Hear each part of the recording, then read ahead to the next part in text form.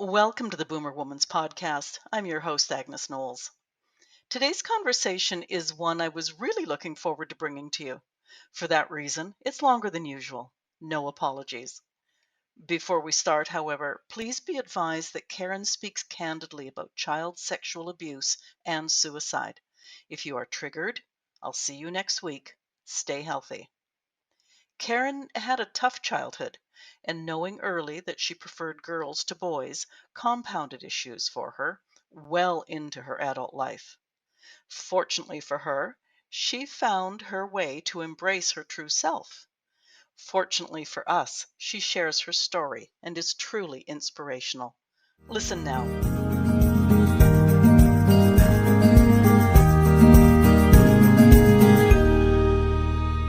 I'm the first to own that I've had a privileged life.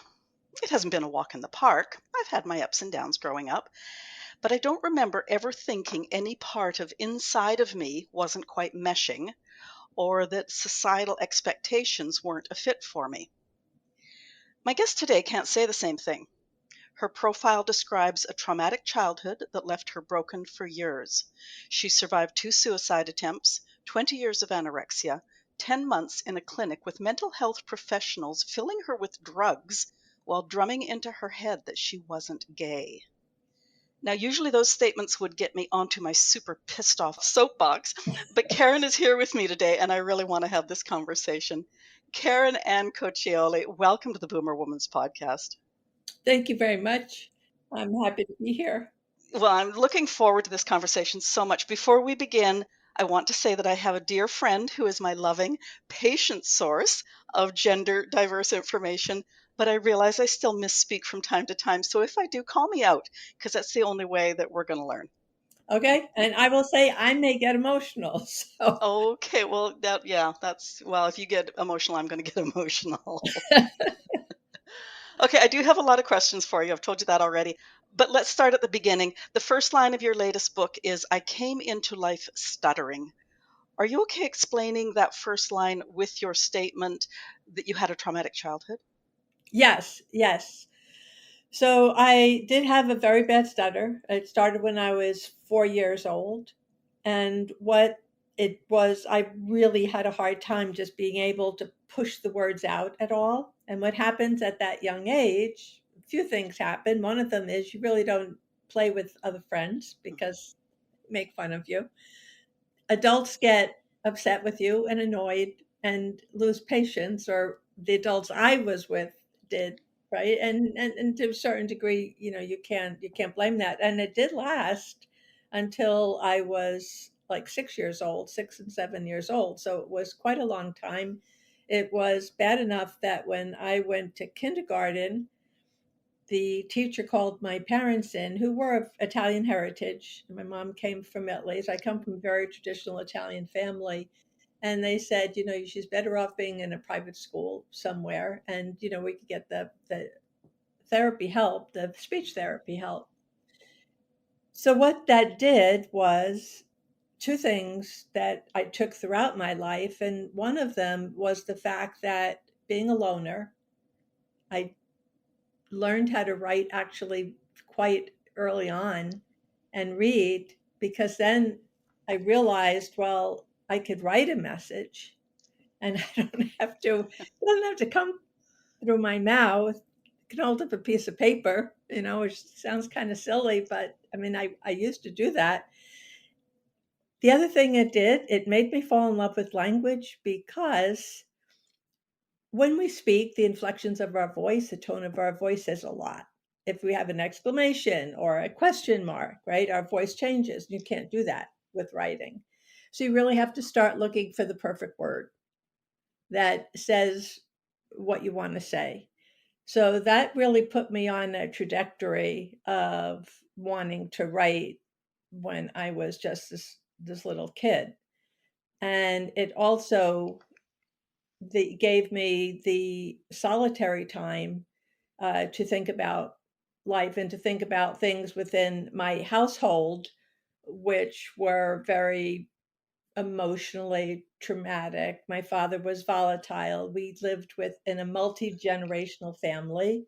So there was the grandmother, the nonna, and the aunt. And my father was the only man. He was surrounded by these, Italian women. And I did have an older sister. She's passed, but she was 6.5 years older than I was, pretty and intelligent. A lot of things I, I wasn't. But for some reason, my father took it out on me than anyone else. So he sexually molested me when I was just 5 years old the first time. So it was difficult, and in a way that being able to stay alone, and being able to write, it was almost became survival for me in a way. And we lived in this huge old colonial home, and I grew up in New Jersey. And on the third floor in the attic, none of the adults liked to go up there because it was a very slim, staircase, narrow staircase, right? And so I would go up there because I felt safe. And at night, I literally I'd sneak up at night and look up at out of this fanlight window and just ponder what was going on with me, why this was happening. And so it turned into words. So it just became a very creative way, transformational way of me to try to figure out things and get through these years. But when something like that does happen, and for anyone in our age, the boomers, right? Back in the day, you didn't talk about a lot of things. Well, in my family, you did anyway. Things were hidden underneath the carpet. So, it just builds up. And what my father did to me, it just hardwired my brain, and just a way that I learned early on from years of his volatility and abuse, was that you listen to the man or you get punished. And then it takes a lot of years to do that. So I really did feel I came into life stuttering, not only with an actual stutter, but really with this idea of stuttering because my life was stuttered, right? My life was put on hold so many times. I just didn't move forward like I should have in a more supportive childhood. I think the word that really resonated with me there, because of the age, was the fact that you would ponder what was going on, because so often children at that age, as awful as it is and as scared as they are and all that stuff, they just accept it as that's what, because they don't know any different. But the fact that you could look out at the stars and dream of, I presume you dreamt of something different, but pondering, why this was happening to you. That's When I just, would read, I don't know if you remember, but the Bobbsey twins, right? And I still have mine. right? And these and the Sarah, so I would see the difference, Okay. right? There's a difference. There was the Yeah. storybook life, and Anais Nin, the French philosopher and writer, and she says that writing is all about creating the worlds you wish you could live in. And I think for me that was just so true. And I think I was forced to grow up a little bit I'm more, sure. Yeah. right? Now, yeah, I had to accept it, but then it also, like I said, it had the years that it took for me to realize it wasn't my fault. It wasn't me. Because Yeah. especially when I had a sister, then my sister, as I said, she was very pretty, she was delicate, she was very sickly as a child. So whether that was why I was the only kind of the one he picked on, I also looked a lot like my father. I was stubborn like my father. I had, so that could have been too. He saw too much of himself in me. I don't know. I was never able to ask him, Yeah. And so. I guess after the fact, at this age, we can psychoanalyze the hell out of that and still not be sure. So, Exactly, exactly. I mean, he grew up in an abusive, childhood though, right? So his dad, my grandfather, would sit at the dinner table, and he had 6 siblings, and my grandfather would sit with the leather strap across his lap in case one of the kids said anything during dinner. So, and my father was the first one dead. to get in trouble. Yeah. Yeah. I think parenting was so different in those days. Yeah. And I'm so glad now that for the most part things have changed. And even if we become a society that just depends on our self-help books, it's like, well, thank goodness. Exactly. Exactly. Oh dear. Karen, I'm going to jump right in here. You are a gay woman. When did you first, or when did you know that? And when were you able to live that? Okay. So I knew it when I was a kid. I Yeah. mean, I knew I was gay from when I had a crush on, I won't say her last name at first. Yeah, His right. name was Rosemary, back in fifth grade. And then I went in sixth grade, I think it was, or seventh grade. She had a party and she had boys and girls.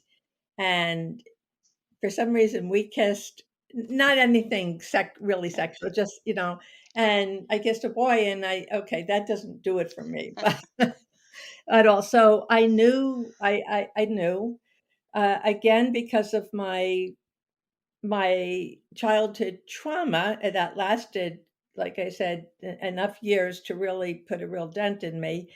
I married traditionally.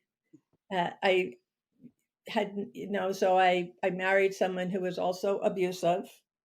And I remember going into New York City, even after I have two sons, and after my kids were born, and I would have my life in New Jersey, and I would go to New York, and I would, go to the lesbian. Back then, they had lesbian dinners, and of course, I didn't date. I couldn't do anything really because I had two kids, and I just tried to keep all that under wraps.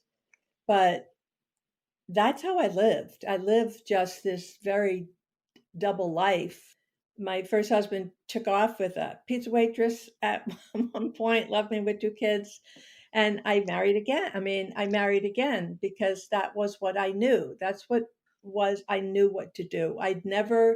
My father didn't let me go to college. I didn't go to school. I worked for him as a bookkeeper, and I'm the worst person at numbers. It was, really a joke actually. And I didn't know I was intelligent because everyone kept on telling me I was stupid, and I didn't know I was intelligent until I went to community college and had a 4.0 average. And my English instructor, Nancy Drucker, I still remember her. And she said, you have to write. You have a talent. You have to write. You have to, put this out in the world, not just for yourself. And she's the first one when I was like 32. Anyone. And when the professors would tell me I was smart, it it was almost alien to hear that. It was crazy because my schooling was in an all girls Catholic school with nuns who still wore that. Did you? With No, nuns, mine was a Protestant school, an Anglican school. but it was Well, yeah, girls' school, yeah, boarding. right. See, so you know what it's like. You know what it's like. So I didn't, to answer your question, it was a long, long, long road. As you mentioned, it just became so.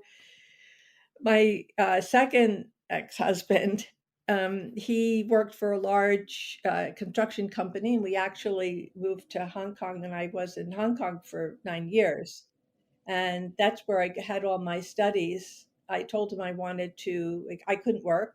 I didn't know Cantonese, but in those days, the University of Hong Kong was under, well, Hong Kong was under the British auspices. So my education was stellar. It was stellar. I had professors from the best schools here in the States because they paid so well. I mean, so high. Well, I got paid for doing my PhD, and back then it was $2,000 US a month. And all I had to do was train. So, like, all my studies were, I went through with my bachelor's, my master's, and my doctorate, and professors from Oxford and Cambridge, and just a stellar education, which, for me I was thirsty for language, thirsty to learn about me. about, but again, the isolation was incredible because my ex-husband was not physically abusive, but very emotionally abusive, where I was stupid all the time.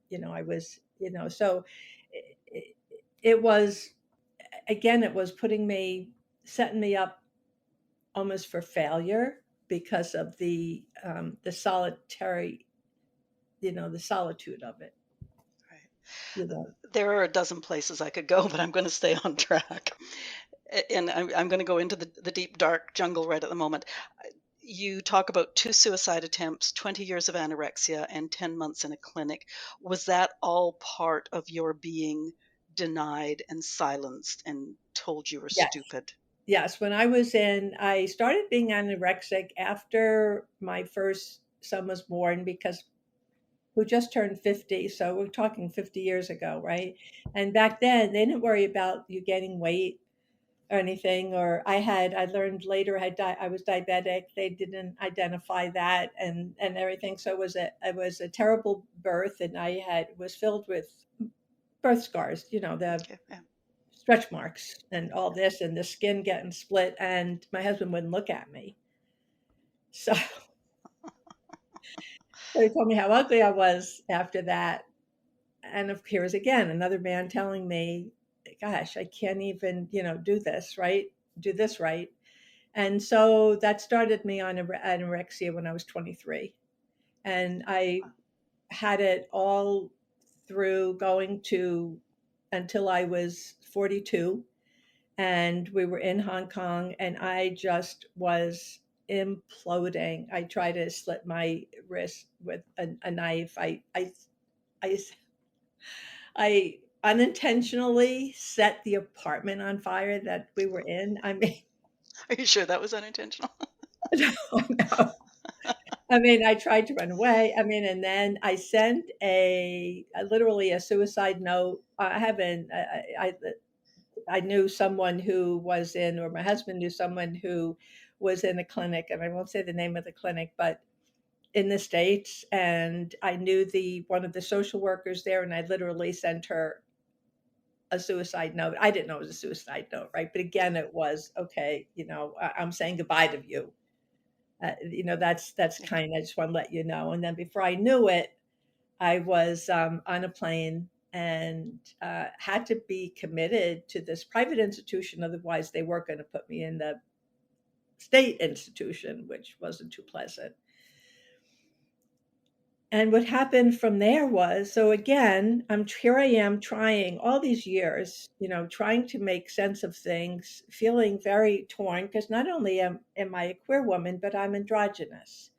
So, you know, your listeners can't see, but I wear my hair shaved. I dress, not really masculine, but kind of, on the fringe sometimes. And what they did, so that it was a renowned clinic. It was known for its groundbreaking strategies and teachings on addictions of all kinds. And my husband, working overseas, he had the money to pay for it because, I mean, back in 1994, it was $1,500 a day. So, he did save my life. I thank him for it. I mean, we're friends now, and he knows how much I appreciate that he did that, and the institution saved my life. But again, it was at such a high price because they told me that my father really didn't rape me. They wouldn't believe that story. And then they told me I wasn't gay. And then they said, well, no, that's a sin, so you can't. So my story over and over and over and over again was denied, unheard. And this is why, Agnes, this is why I I appreciate talking to you. I appreciate any listeners who have been in any kind of experience similar. They'll know that it's the onus is on the woman to prove herself. And it really is, and finally, after I was inpatient for 4 months. It was the most it was the most frightening and the most courageous thing I've ever done in my life. I mean, I even had a flashback there where they had to restrain me, and I broke a lamp and tried to slit my wrist with glass, and they're still saying, "No, that didn't happen. Your father didn't do that." It was a flashback on when my father, raped me. And no, that didn't happen to you. So, so finally after then I became outpatient, but I had to go in every day. I was in this little apartment, and I had to go in there every day. And finally, it was, you're right, I'm not gay. It didn't happen. I'm not gay. So just so I could, not, and I did almost try to commit suicide after when I was even an outpatient because I was just so, and the social worker actually came to the apartment because again, I called her and sent this almost like suicide note, suicide, phone call.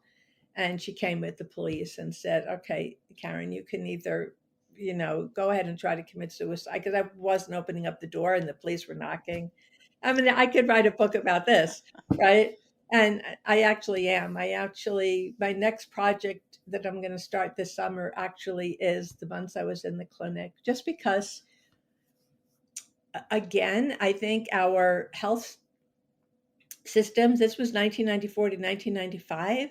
I don't think they've changed enough. I don't think that they've changed enough. I don't think women still keep things secret, and not everybody is thrilled that I wrote Paradise, because Paradise is a memoir. It is a memoir of me coming out more. That clinic is going to be about my months in the hospital, but it doesn't matter that they don't at this stage in my life. If I want to tell my story, I'm going to tell it.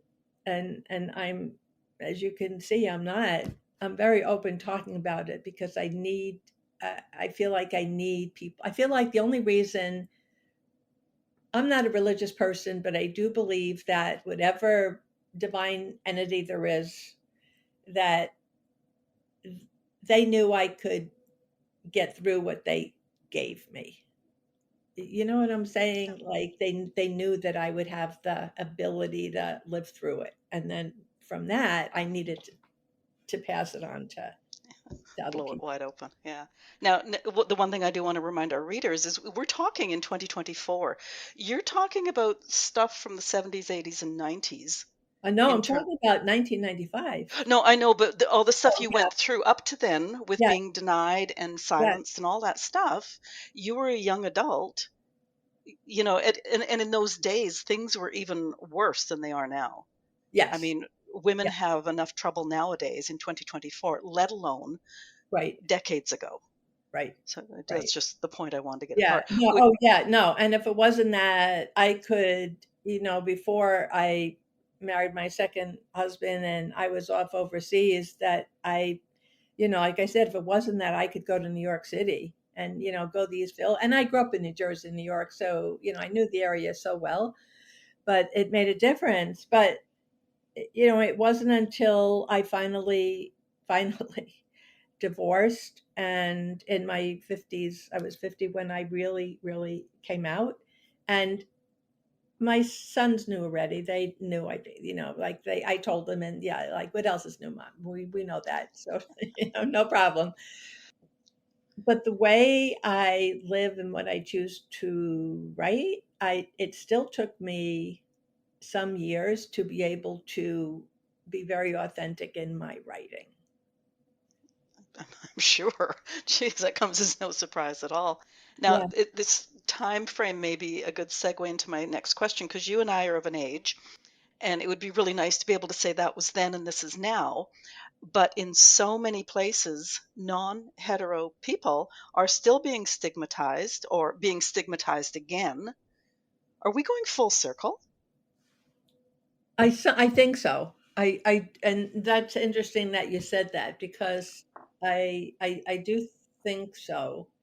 There's one thing that when I grew up, I grew up when before we moved to the suburbs. I was born in Jersey City and lived in Union City. Anyone who knows that kind of area in New Jersey, it's right outside the Lincoln Tunnel that goes into New York City. And back then, it was a very multi-ethnic community.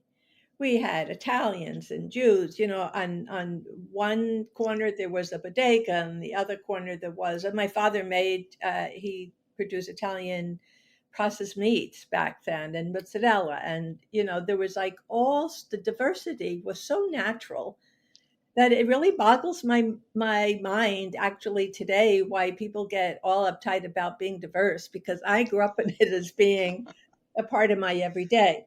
It's the same thing I think with the gay. I mean, it's the same thing I think with the. We almost are going. We go to we stretch it to such a point, and we make such huge issues about things over nothing. Sometimes, Agnes, I don't understand it.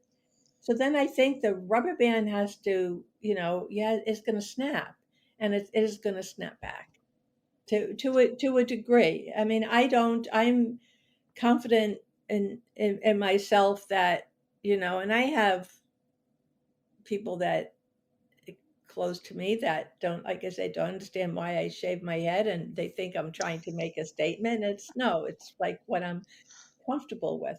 This Why is who why are I you wearing that blue t-shirt today? am. I know. I know. That's that's what it is. But I have a good friend, and when I was starting to try to publicize Paradise, and I start getting some flack from flack, and she said, "So how many people are unhappy that you're kind of telling the story and you're talking about your father and this and that?" And I said, "I don't know, 5 or 6." And she said, "Okay, and how many women can you maybe help?" And I said, "I don't know, 1,000,000, 2,000,000, however many millions want to buy my book." And she said, "Okay, put that on your vision board in back of your desk. 5 versus 1,000,000. So for 5 people that might not like what you're saying, there's 1,000,000 that you might help." And I live by that now. And for any of your listeners that are out there, if you really do kind of consider, even if you have husbands or wives, spouses, partners, kids, whatever, or old enough to to tell you, they think they can tell you what to do, just take that. And then if you do want to tell your story, do it with that confidence and the idea that, okay, but this is my time, this is my story, so I have every right to talk about my story. And then you can go on, and I guarantee that people are going to resonate. My story. So Paradise is not only is there, it's alternating chapters. So the all the chapters of the past are all true. They're all about what happened in my childhood. And then the chapters in the present are only partially true because it does have a happy ending, and she has a great romance at the end, which I didn't yet. But it's lesbian. So, and I've had 2 men letters from, and one man was from white men in their 50s, cis white heterosexual, who happened to come across my book because of their wives. And they said, and this one man, I actually talked to him on the phone, and he said, "You have no idea how much I resonated with the story because of the empowerment, because of the resilience you showed, and the transformation, and the human spirit, which is really what Paradise is about. It's a love story, but it's a love story, not only a romantic love story, but it's a love story for the person, for her own self, so Well, thank and how nice, gratifying, whatever, that someone for whom the book was not really intended yeah, yeah, reached out with such positive feedback. yeah, yeah. And this is someone I didn't know. I mean, I don't didn't know the person, and I 2 letters. I have them pinned up in back of me, because some people just wrote some beautiful, beautiful reviews on it, and still hasn't, kind of got out there enough. But the reviews I've gotten are all I need, because whatever few people I've helped, Yeah, to me that means everything. yeah, yeah. And we're going to go into your book a little bit more shortly, but I got to read this part because I can never get it all out. LGBTQIA plus. They are all such personal identities. Hmm. Why is there so much anger and fear about people who don't fit our traditional socio-political theological expectations? This is why I don't do video because I'm getting really sarcastic here. I'm But just, yeah, I'm being very polite right now. See, I'm watching what I say before I say it. no, don't do that. I honestly don't know. I mean, like, I gave up I used to call myself a lesbian, and then it felt so limiting. And like I said, I just call myself what I feel I am. So for me, androgynous queer. It just kind of fits me. But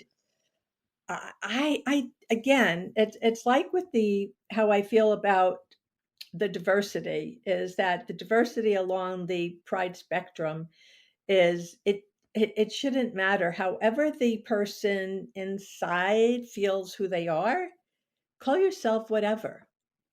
Say whoever you are.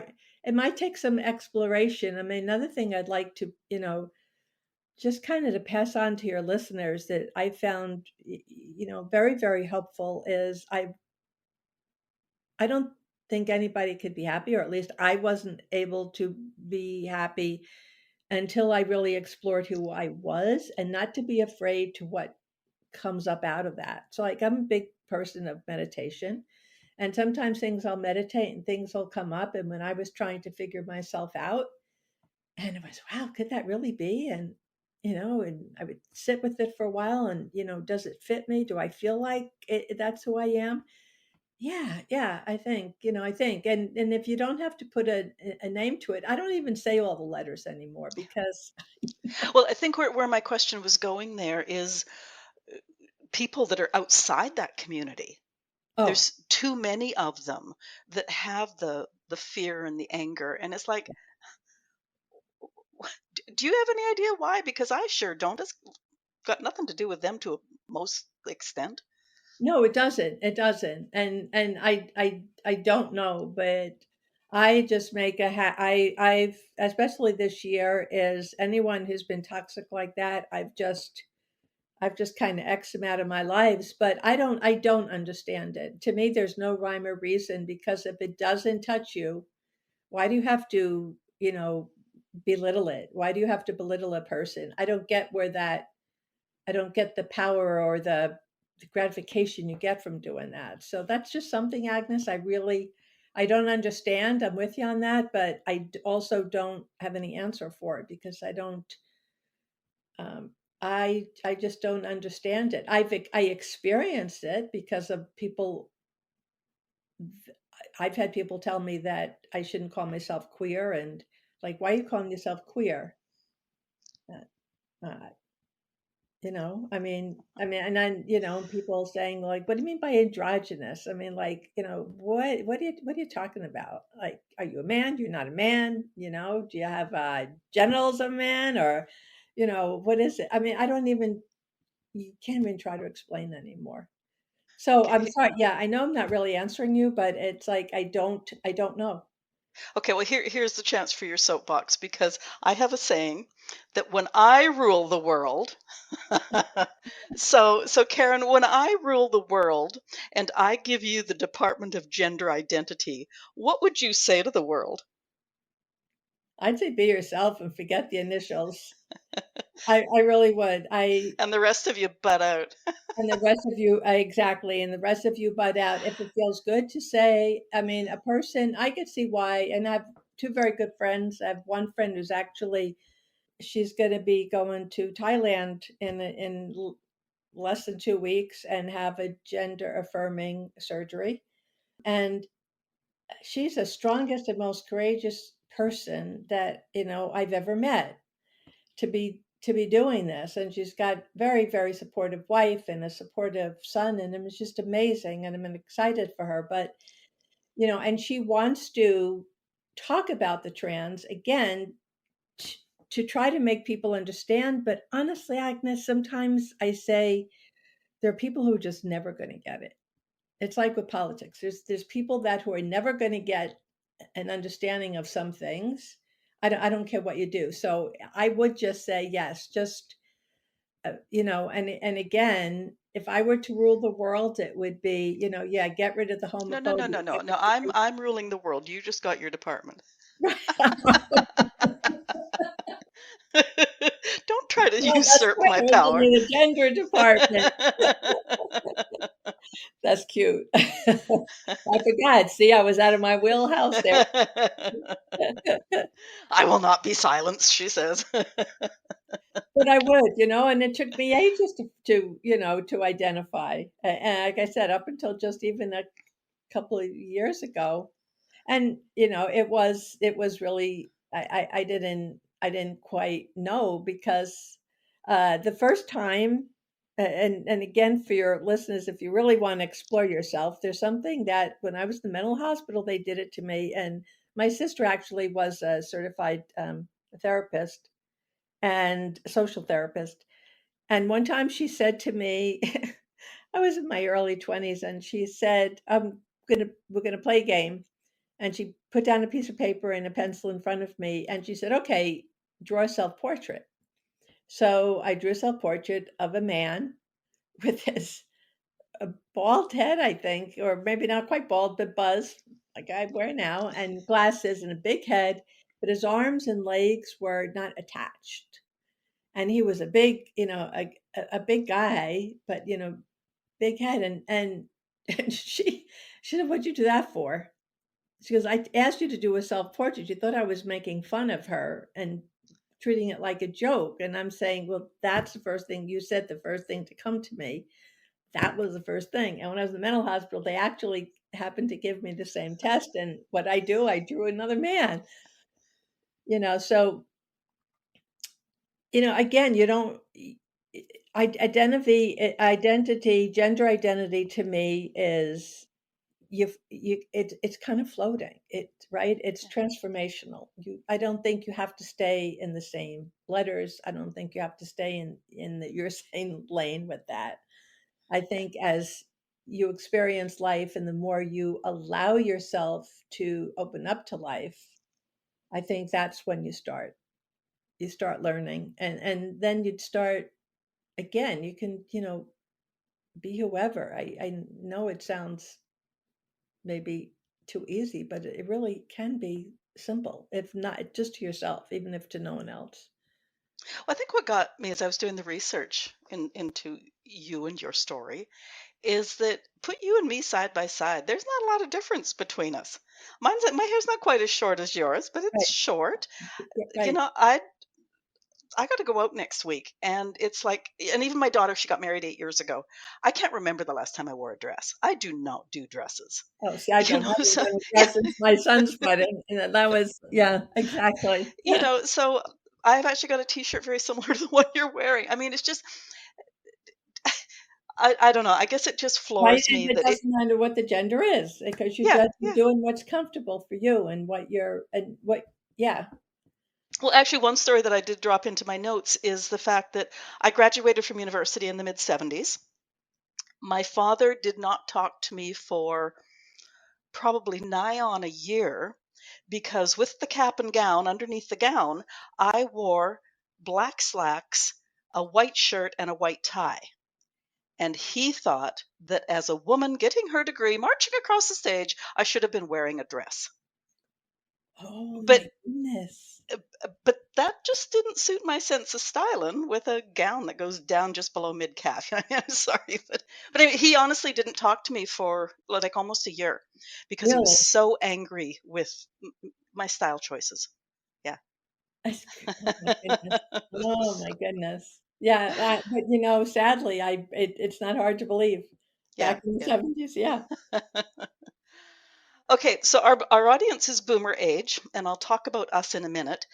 But on the off chance that someone's grandchild is listening to this podcast, what do you say to them if they're not sure they have the words to say what they want to say, or they're scared of the reception those words would have?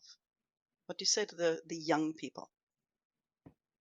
To the young people or to the grandparent? No, we're going to get to the grandparents shortly. So this is to Okay. the young people. So someone actually reached out to me on Facebook with that question, and there was a picture of her daughter dressed in kind of cargo shorts and a t-shirt and a cap, and she looked adorable. She's 12 years old, and she was both adorable and tomboyish. And she wanted what I could say to her that would make her feel comfortable. And she said, because she didn't know what letters to call it. It was exactly what you just said. She said, I don't know what to call myself. I don't know, am I butch? Am I So lesbian? this is the 12-year-old that reached out? Yeah, yeah, yeah, yeah. Oh, wow. And Okay. and she said, I don't know where I fit. And already, it broke my heart to think that at 12 years old, she didn't know where she fit because of all these letters. See, that's what, if you put me in charge of this, I'm going to Yeah, get rid of the letters for this reason. And I I'm taking notes. and it's almost what and it's just kind of about what I wrote back to her and said, really, you don't have to fit into any letters. Are you comfortable with what you have on, and do you like wearing sweatpants and cargo shorts, and and your cap, and you swing your, yeah, it's just, your bag over your shoulder. And it was, yeah, that's, and I said, well, that's enough. You don't have to be anything to anyone. Just, that's enough. That's enough for you to be, for you to be. Don't try to go out of, I mean, you could experiment, go out of your comfort zone experimenting, but not to try to fit in. You could experiment, um, by exploring what makes you feel happy inside, that you could walk out the door and kind of with your shoulders back and standing up straight. And that's exactly what I told her, was that just don't worry about the letters. Don't worry about the L, the G, the B, the kid. Don't worry about it, because as much as I know that we need it, I mean, it keeps kind of boundaries to a certain extent, but I think it gets to be over the top sometimes. Yeah, what about if it's not even about the letters, it's just about going to a parent and saying, uh, I got this girl body and it's not who I am. Like, That's hard. It would be difficult, but I think again it would, and I know you want to talk about the older people later, but it again, I think it depends on the support that you're getting that gives you the ability that you can go. I would say reach out to anyone, like this girl did to me, this 12-year-old did to mhm, me, right? So reach out to anyone who maybe you think can understand what you're trying to say. I mean, even if you need support and then going to your parents, or then, to try to find, or a best friend. I think that's the hardest thing, is just having the support around you. I don't, I never had that support. And I think it took me so many years, yeah. so many years to do what I needed to do. But a lot would be how they've been brought up and how open, I think, the whole family is. Yeah, yeah. Okay, so let's talk to the grandparents now. You know, I think just about all of the people, I think, that I know accept people for the way they are. Doesn't matter, you know. But if there's a listener who can't get their head around the concept that their child or grandchild is not identifying with their birth body and the expectations, I guess, around that birth body, what do you say to them other than get off your high horse and shut up? I just say, no, I just say, love them. Do you love them? I mean, that would be my first question. Do you Hmm. love your grandchild?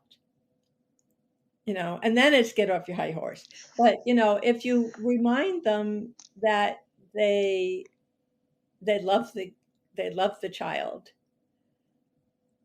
then just listen. You don't have to agree.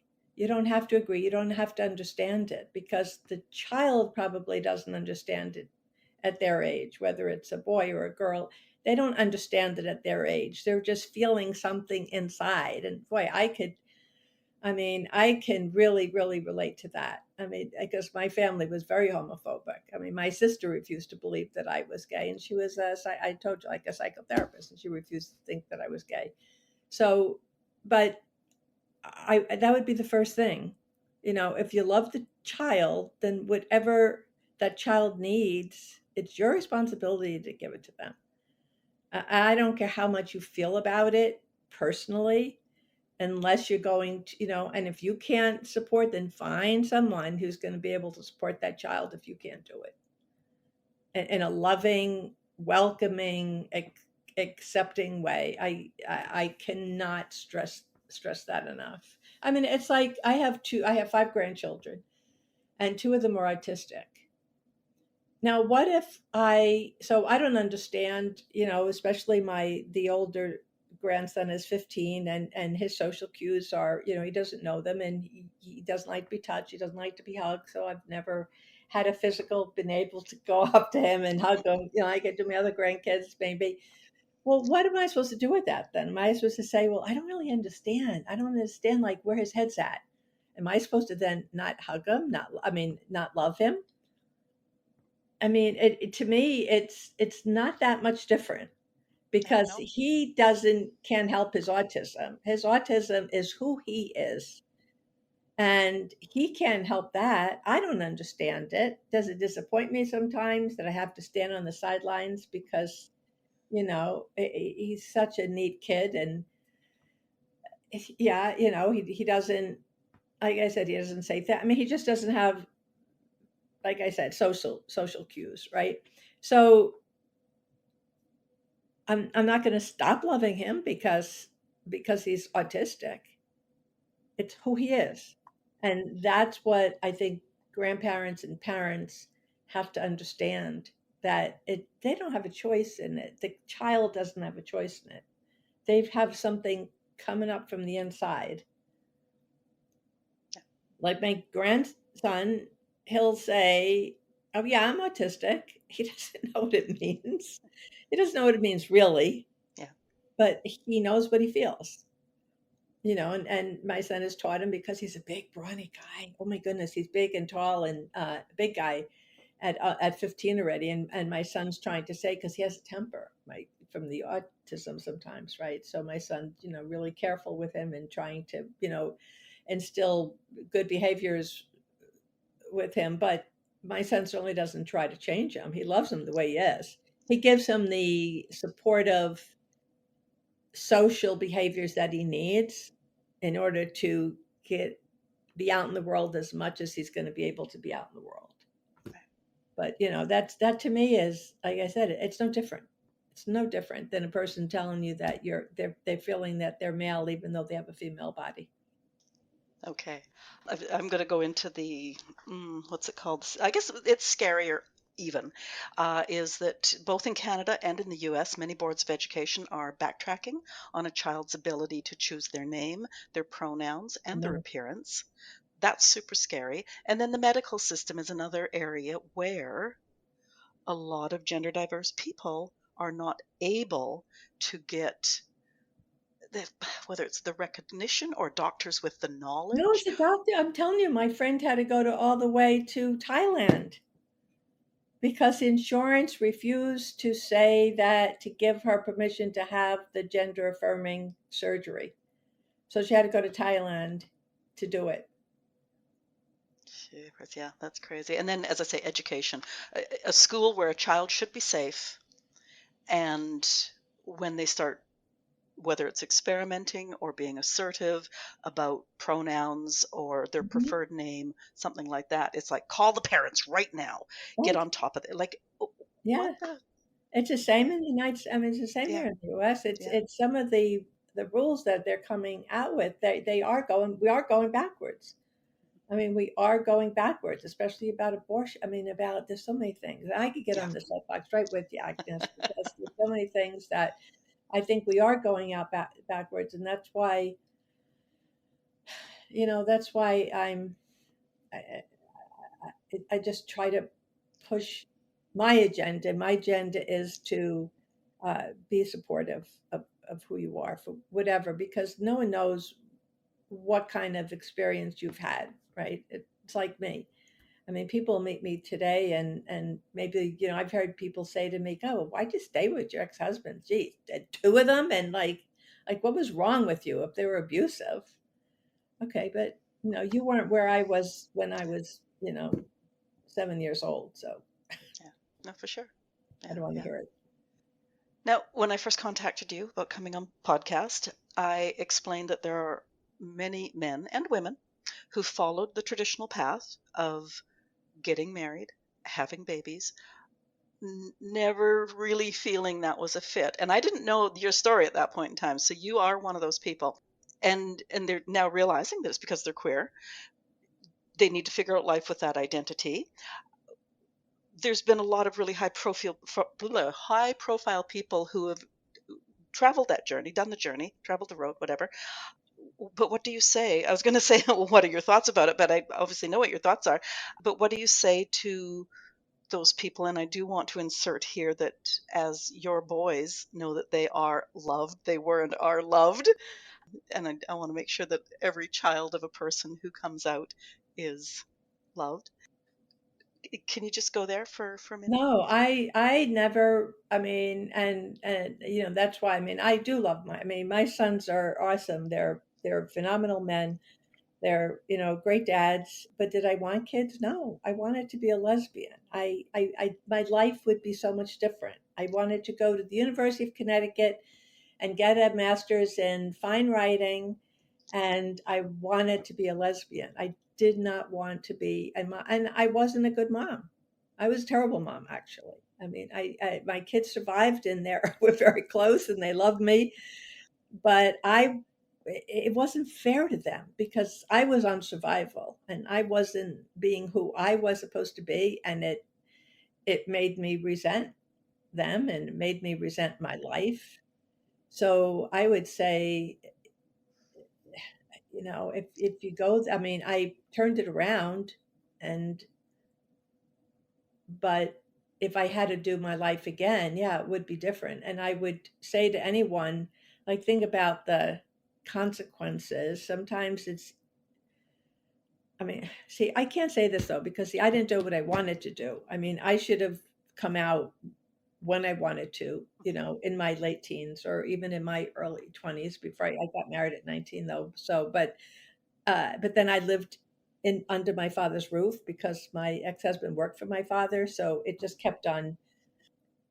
Right, I feel like a coward, and I'm so impressed and by young women who come out these days and who don't have kids and who lead their lives the way they do. I think we have so many great role models of young people doing that. But I think you were lucky insofar as you recognized that early on. I think there's all sorts of people out there who finally in their 40s and 50s go Oh, like, wait a minute, oh, you mean if that they don't explains. know, if they don't know, yeah. Yeah. Um, so your question is, should they come out or? Oh, no, no, no. Obviously, they like, well, at least I think obviously they should. But I guess I was just wondering what your thoughts were around, yeah, just embracing that identity. Like, Well, I think give again, them words of hope. yeah, no, I think it's never too late. I mean, it is never, ever, ever too late. I mean, like I said, I really didn't start. All right, I got my first tattoo when I was 60 years old, right? I'm 74 and I got my latest tattoo last year. I do doing things now in my 60s and 70s that I wanted to do in my 20s and 30s. And my head mentally is still stuck in, I don't know, maybe I was 33 years old. That's where it is, and that's what's going to stay because I'm so thirsty for knowledge and thirsty for to live life the way I want to, and I feel I have wasted so many years. So I don't intend to die for a long time yet because I've got too much I want to do, and that's what I would tell them. But I think it all goes back to what I said earlier about giving yourself permission to explore yourself, who you are. So no matter how uncomfortable it feels, no matter if how strange it might feel or what, and don't be so quick to talk about it to everybody unless you know that you've got somebody on board. You don't want to have people, either coming to you and saying, "Oh no, that's crazy," what do you think? I bought it. So I love dogs, and I live with myself. And last July 20th, I had to put down my golden doodle, who I had for 14 years. And so I wanted to get another dog because I do have one, but I wanted to get a second one. And I was looking for Jasper and maybe, Rachel, I I understand. know what? Jasper and Rachel? Oh, yeah, exactly. I do Yeah, research. Rachel I took because my son adopted her and then decided he didn't want her anymore. So I got Rachel the lab. And then I wanted to get another puppy, and I'm looking for another golden doodle or something. And then I see this puppy online, and oh my goodness, no one's ever taken him, and all the rest of his siblings got adopted, and he's still on the site for 2 months. And so when he was 4 months old, I got him. And the first thing people said to me was like, "Heck, what were you thinking? Like, you're 74 years old. Why would you ever get a puppy?" And my answer was, because he makes me smile and he makes me laugh. And he's the joy of my life. And he's been eating my house. But you know what? He loves to eat my sheets and my blankets. And we're in training though. Right now he's in his crate. So he doesn't bother me. But so why would that be the first thing to come out of somebody's mouth? So again, for people our age, do what you want to do. I don't care how old you are. And I said to someone, like what would you expect me to die in the next 5 years? I hope not.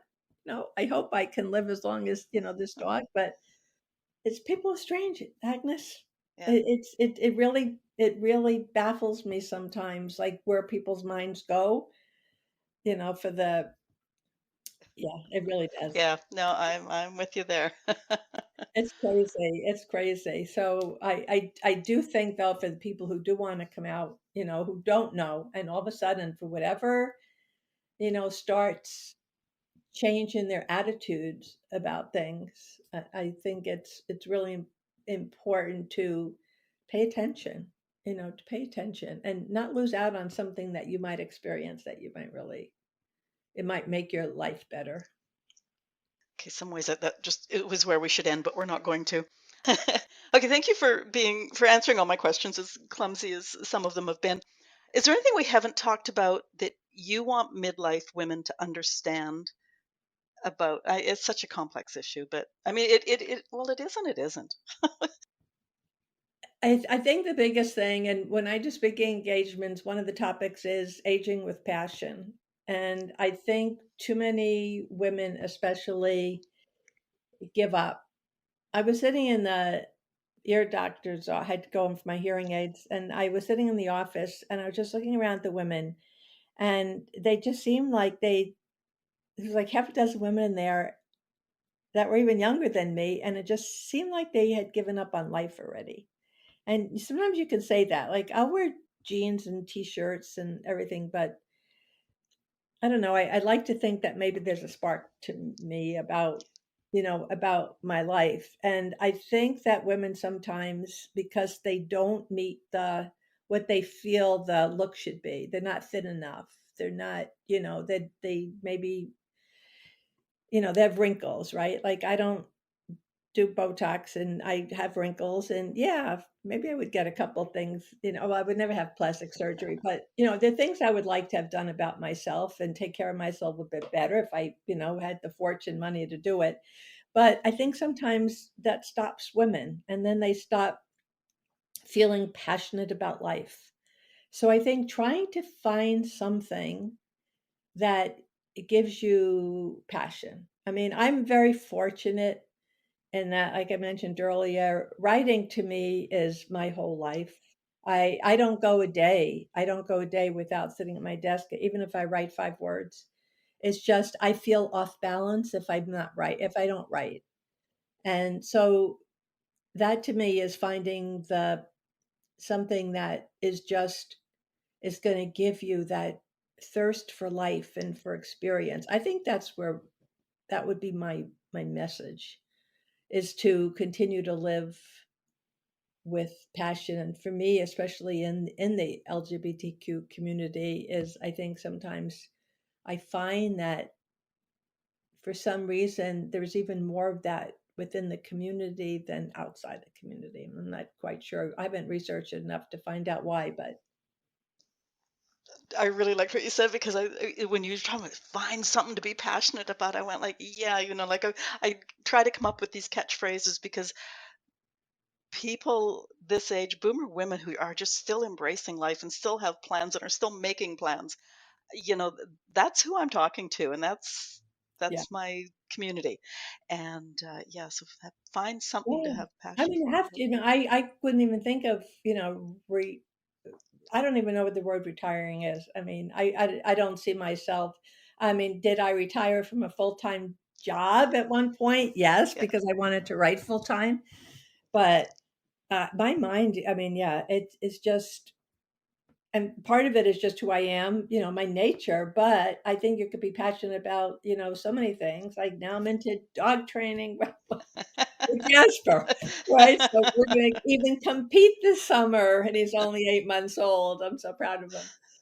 So it's even things like that. It could be anything that I had never thought I was going to get into this dog training with this lab and rally and all this stuff. And I'm totally the grandma in the group. I mean, the dog trainer I work with, he's like 30, and the people, they look at me like, I think they say, "What's this old lady doing?" But I think that's the important thing. That's the important thing. Just to yeah. stay passionate about life. Well, and I think what I'm hearing you say too is as soon as you start looking at anybody, even including yourself, and saying I'm too old for that, that's internalized ageism, Oh, yeah. and that's BS as well. Yeah, it is. That's why I said about the dog, it's like, why wouldn't I get it? But like, what's it mean? Like, what does that even mean? Like, Yeah, yeah, just it doesn't make any sense to me. And it is. Ageism is a thing. I mean, I got pushed out of my last job kind of because of that. And so it really it really is. It wanted to hire someone who was younger and pay them less, and it didn't matter that they weren't qualified for the job. It's yeah. Well, I've interviewed a few women about that too, and that's another one of my soapboxes. I Oh my know, I know, goodness. I know. But for me, see, it turned out to be the best thing in my life because my older son actually had been, pushing it. And he goes, "Mom, you don't want to be working, just leave. And, you're doing okay. Just, write full time. That's always been your dream." And, Yeah. sure enough, Well, you didn't retire from, you retired to. I retired. Exactly. Yeah, Exactly. I just yeah. changed positions. Exactly. Yeah, yeah. Now I'm the CEO of my own. I don't have any CEO over There, me. there you go. Okay, tell us that you've been hinting about your book. You've been telling us little snippets about the book. Tell us about Paradise. So Paradise is, I said, it tells the story. It doesn't go into the area of the mental clinic because that would have been just too much, Mhm. but it does alternating chapters, and it goes through. It's anyone who has triggers, stay away, because it does mention the rape in it, and it gets very, very dark in places, but dark that is hopeful, dark that is transformational. I mean, I think the words that I hear in the reviews and are it's the resilience. Is that what people are taking out of it? And then the present chapters really are it's a lovely romantic love story that it's never too late to fall in love. I mean, the main character Claire is 69 in the book, and a younger woman who's 10 years her junior falls in love, and the whole story too is about Claire being able to accept herself, being able to realize she's worthy of love, being able to, especially by a younger, beautiful woman, and it does have a really neat happy ending because the last line of the book is so the first line of the book is I came into life stuttering, and I didn't know I did this. My editor pointed it out. But the very last line of the book is I'd never be silenced again, which is what exactly happened. Whereas, I wouldn't. And my editor called when she saw that she called me up and she had tears and she goes, and I didn't even realize I made, the story full circle, but that's what That's what the book about. So it's just an overview of how I went from trauma. I call it trauma to transformation, and that's kind of just what it is. I'm most proud of that book for its writing. I also write under Annie Moon, and I write gay romance, but this book was done linguistically and literature and language wise. I'm very, very, very proud of it. I mean, it took me 4 years to write, and it went through a lot of drafts until, when I say every single word is perfect in that book, I perfect for me, not Yeah. perfect for me. And then the clinic is going to be that it'll be kind of another book similar to Paradise, in that it's going to be dark, because and that is going to be a lot more truthful. So, Paradise, I kind of made a happily ever after, but the clinic is really going to be even more authentic in the ending, and the Paradise is very true. Like I said, the past is and even the present takes place on Long Island, where I grew up, and a lot of my family lives in Long Island, so in New York. So, but I do always say, just to make sure you read the triggers Okay. before. That would be the only thing would be the pedophile in there, and it's only Hmm. one scene, but still I'd like to, And you also have that on your yeah, website. Where do yeah. we find you on the World Wide Web? Yes, yes. KarenAnneCoccioli.com. And yeah, and I have a contact form. I mean, I love talking to groups, that not only to queer groups, but also to, like, boomers, I mean, people who kind of want to hear about this and just hear how I live, my life, and still go through with the passion that I do. So, yeah. And to be this age, and you obviously have joy. That comes through, it shines through so much. May I ask you a personal question before we close? Of course. I had something written in my notes, but having looked at you now for probably an hour, what's with the cars on your vision board? Oh my goodness. So my vision board in back of me are all I love nice cars. There's $1 million bills there. There's what? $1 million bills. I mean, fake Oh, okay. $1 million bills. There's also, I know that Jamie Lee Curtis is going to star in my book Paradise whenever she finds me. Would be super Have as you sent her a copy? I sent last week. Thank you for asking. I just got the inspiration. You could contact her through HarperCollins Publishers. I haven't heard back yet, but I did send a copy of the book with a letter saying that I could see her, the movie. And also, anyone who comes from New York City, there's Strand Bookstore, which has been there for 100 years probably. And it's always been my dream to have. I read my first queer book in the Strand Bookstore, and I want to have a book reading there. So yeah, and the cars is a brand new Mercedes. I actually went to the Mercedes dealership a couple of weeks ago, and just went in and said, "I'm just want to test drive," and sat in the car and just like, it smells so good. I had to ask because for a bunch of years I had a fun car, and it was only this past year that I gave it away because it was just it needed more work than I could afford. Right. And so as I'm talking to you, I'm looking, going, oh, there's cars up there. There's one, two, three. I know. So, I know. I actually have a Bentley, a Maserati, and the Mercedes up there. But whichever one, you know. By that time, you'll have a three-car garage. So exactly, the rolls will have to sit in the rain. exactly, exactly. Well, yeah, I know. I know. I'm looking to move too. I'll be selling my house. I've been in Kansas. I came here for family reasons, and I've been here 1 year too long, I think. So I'm looking to move out, and I'm looking to move actually west and northwest probably. So Okay, well, when you get here, come and say hello. I know, I know, I know. I need the ocean. I need the ocean. I miss water. Yeah, yeah, I hear you there. Okay, your website link is in the show notes. All of your links, social, book, everything else will be on your page at our website. Okay. Yes. Listeners, I would appreciate hearing your thoughts on today's show. Are you comfortable talking with your grandchild if they decided you'd be the first to hear what they wanted to share? Would you be fine being invited to lunch with 3 coworkers and finding out it was lesbian lunch day?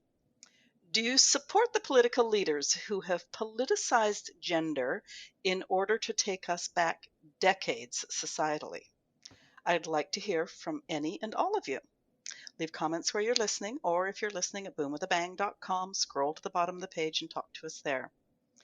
Try as I might have, perhaps there's a question I didn't ask Karen. Ask it in the comments and I'll get you an answer. Share this episode. It's pretty hard to live anywhere in the world these days and not know that gender identity and sexuality are hot button items. My conversation with Karen today could be the start of a conversation that someone you know has been longing to have. In closing, the Boomer Woman's podcast is growing. There's a new future. There's going to be a new future, but there's also a new feature. You can buy me a coffee. That's a pretty cheap option, given my taste in coffee.